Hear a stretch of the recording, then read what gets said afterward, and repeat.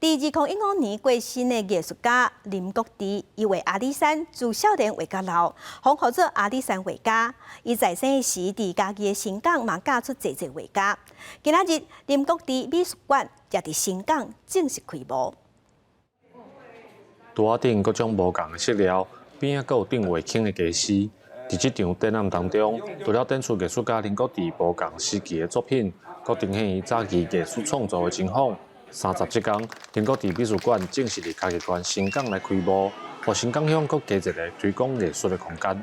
当然嘛，足欢喜的，尤其伊的头前就是玫瑰堂，吼，啊边仔我嘛伫遮，大家会使甲力量加起来。今天他的子女可以怎么样？集结努力来成立一个，经过8年的努力来成立美术馆。我想对我们新港，不管是这一代也好，还是前辈们也好，还是我们的下一代，都有很重要的意义。美术馆开幕的第一场展览，就是用林国治的人生来做主题，写个伊甲新港的关系。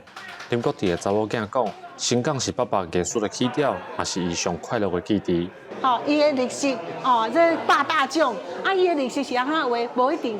正是钓鱼的时阵，伫新港这附近，这渔区啦阮爸爸甲我讲，伊这新港附近的渔区啦，伊拢钓过啊。